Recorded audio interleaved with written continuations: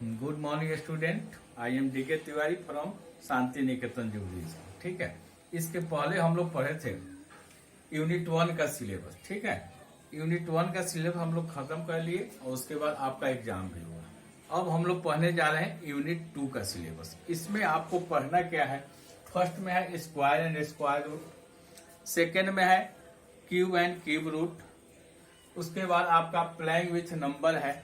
ठीक है, और उसके बाद आपका जो है सॉलिड शेप है। यानी 4 चैप्टर हम लोगों को यूनिट 2 में पढ़ना है। ठीक है, आज हम लोग स्टार्ट करने जा रहे हैं स्क्वायर एंड स्क्वायर रूट।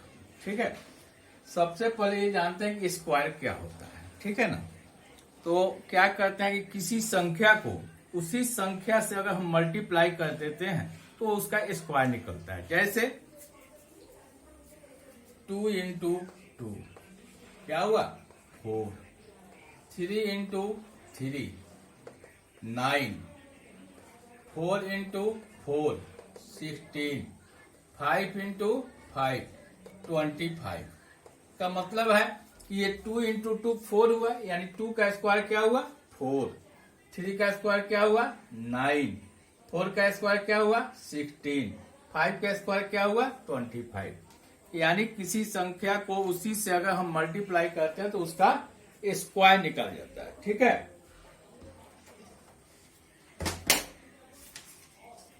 अब इसका कुछ प्रॉपर्टीज होता है। ठीक है, एक परफेक्ट स्क्वायर अब होता है। जैसे मान लिया कि ये मेरा 4 हो गया, ये क्या कहलाएगा? Perfect square. 9 क्या कहलाएगा? Perfect square. 16 क्या कहलाएगा? Perfect square. 25 क्या कहलाएगा? Perfect square. तो परफेक्ट स्क्वायर होने का कुछ प्रॉपर्टीज होता है। किस किस केस में परफेक्ट स्क्वायर हो सकता है, किस केस में नहीं हो सकता है। ठीक है, इसका रूल देखते हैं।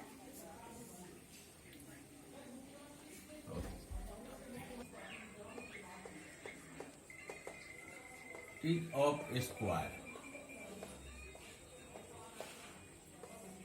फर्स्ट रूल है कि जिस डिजिट के अंत में 2 हो, 3 हो, 7 हो, 8 हो तो कभी परफेक्ट स्क्वायर नहीं हो सकता।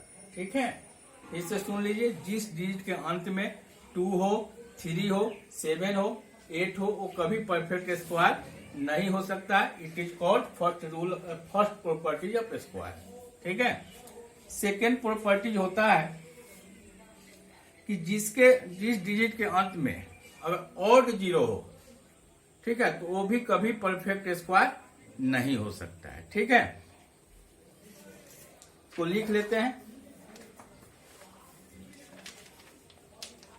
If a natural number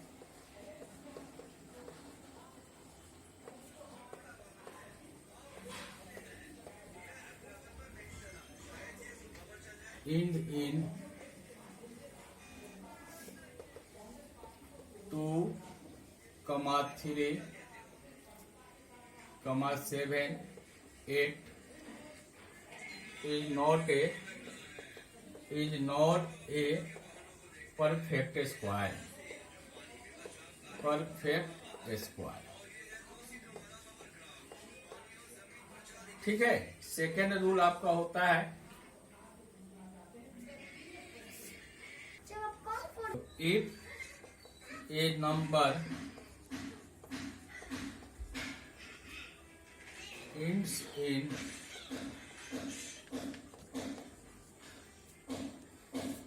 odd number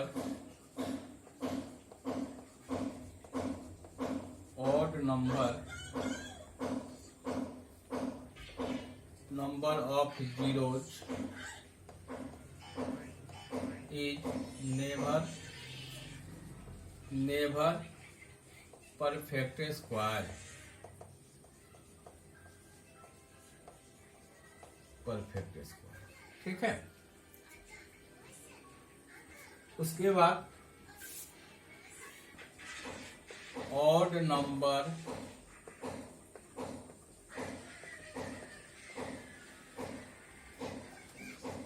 are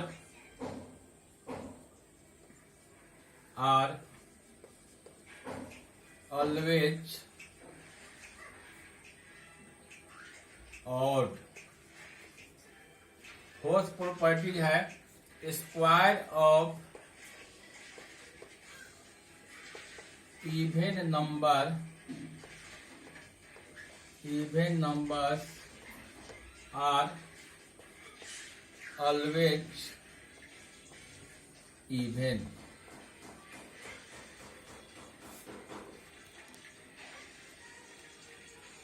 तो 5 है the square of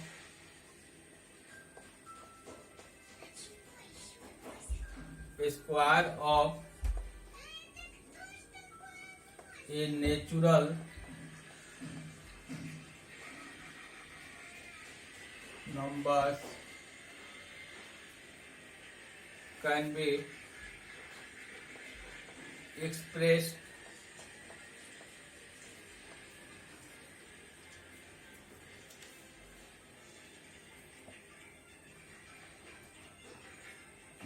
as the sum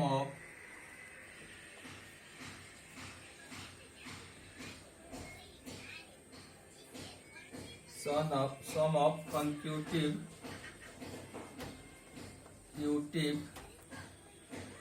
odd numbers।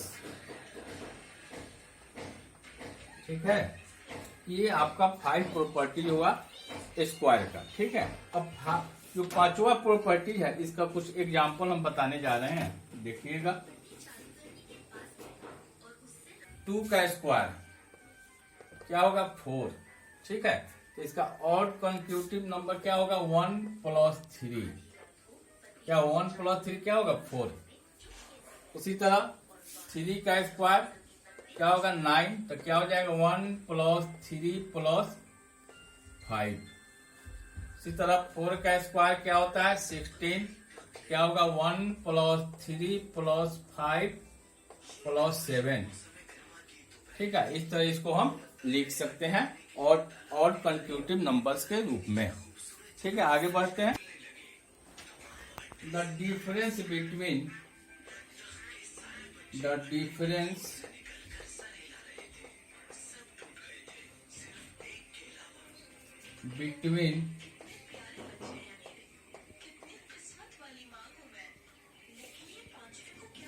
the squares of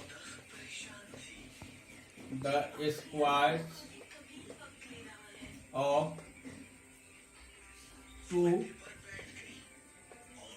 consecutive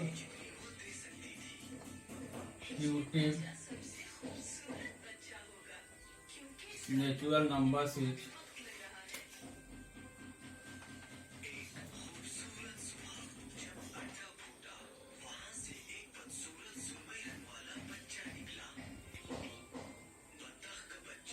numbers is equal to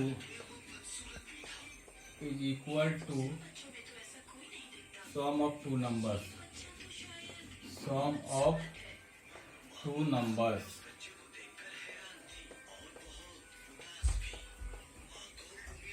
जैसे एग्जाम्पल इसका देखते हैं, 2 का स्क्वायर -1 का स्क्वायर, तो क्या होगा 4 - 1 = 3। इसको सीधे जोड़ लिख सकते हैं 2 + 1 = 3। ठीक है, उसी तरह 3 का स्क्वायर -2 का स्क्वायर क्या होगा 9 - 4 यानी 5। कुछ सीधे ऐड भी कर सकते हैं 3 + 2। उसी तरह 4 का स्क्वायर -3 का स्क्वायर 16 - 9। इसको जोड़ करके हम देख सकते हैं 4 + 3 आंसर।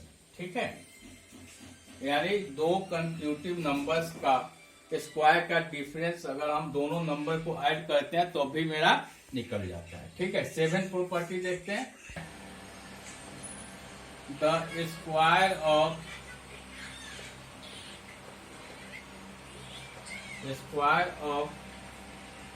एन और number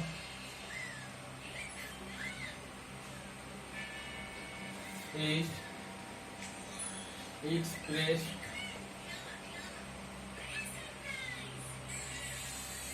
as the sum of two consecutive natural numbers. Consecutive natural numbers. क्या होगा? 3 का स्क्वायर इक्वल टू 9. क्या होगा? 4 प्लस 5. ठीक है. फिर 5 का स्क्वायर 25. 12 प्लस 13. 7 का स्क्वायर 49 यानी 24 प्लस 25. ठीक है. तो आगे बढ़ते हैं. Square of negative integer. Square of negative integer is always positive. Second लेते हैं. जैसे -4 का स्क्वायर क्या होगा? -4 इंटू -4 क्या हो जाएगा? 16. Minus minus plus 16. फिर -5 का स्क्वायर करते हैं. -5 इंटू -5 यानी प्लस 25. फिर -6 का स्क्वायर करते हैं. -6 इंटू -6 इक्वल टू 36. ये आपका 8 प्रॉपर्टी हुआ. ठीक है. फिर आगे चलते हैं. The square of natural number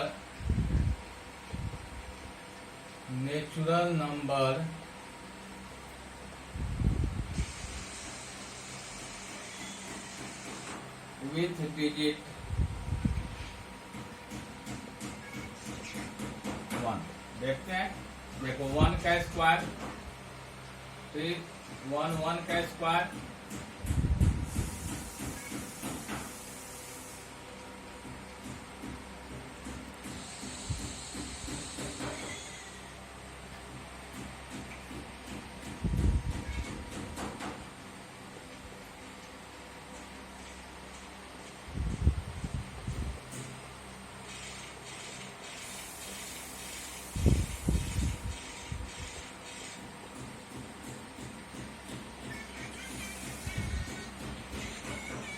इसका स्क्वायर क्या होगा? तो सबसे पहले 1 का स्क्वायर क्या होगा?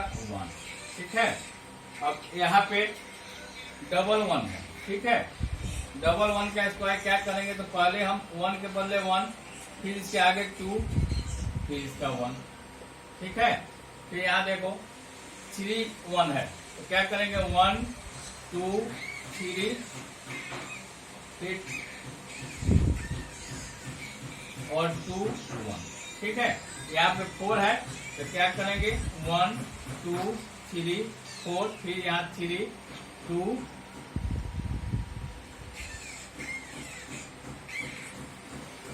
3 2 1.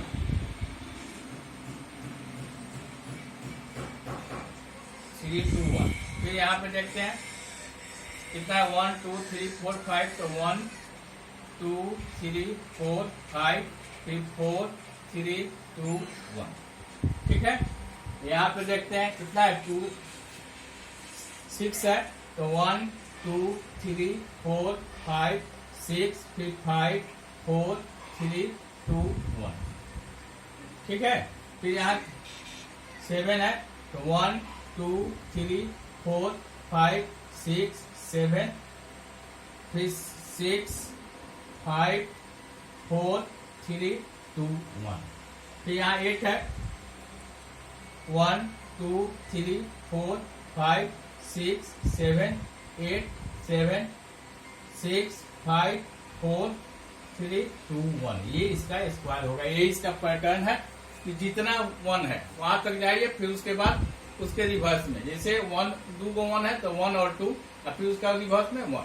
ठीक है. इसी तरह इसके इसी पैटर्न पर इसको हम लोग बनाते हैं. ठीक है. आगे बढ़ते हैं. Triplet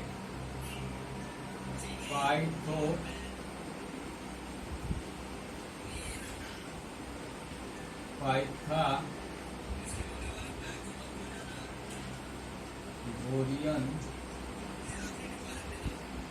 triplet.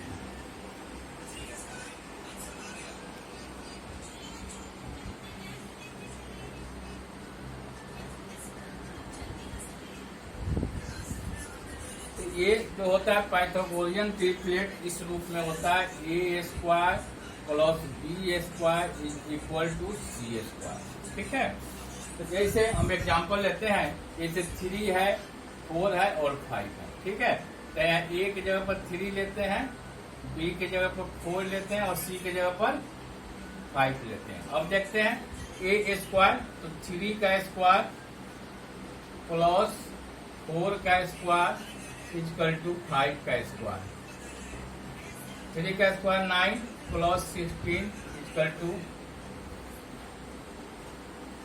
यानी 25 इक्वल टू 25। यानी कहने का मतलब ये है कि यदि a स्क्वायर और b स्क्वायर का सम c स्क्वायर के इक्वल हो जाए तो हम समझते हैं कि वो पाइथागोरियन ट्रिपलेट है। ठीक है, अगर नहीं होता है तो पाइथागोरियन ट्रिपलेट नहीं है। जैसे एक और एग्जांपल लेते हैं,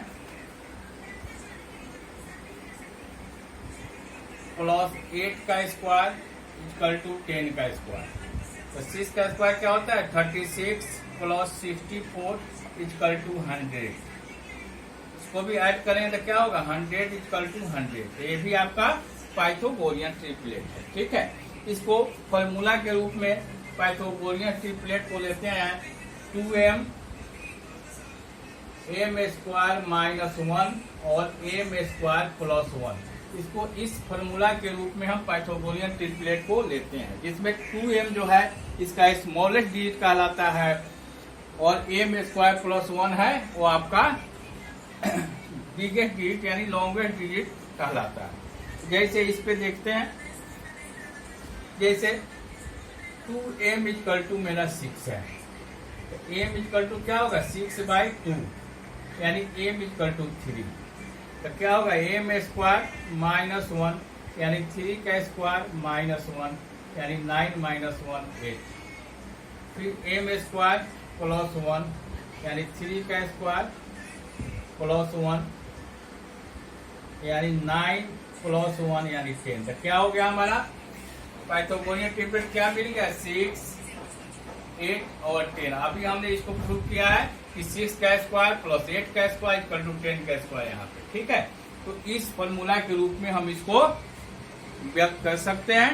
ठीक है, इसके बाद बस इस क्लास में इतना ही। इसके बाद आपको एक्सरसाइज को बताएंगे इसके नेक्स्ट वीडियो में। ठीक है, ओके, थैंक यू।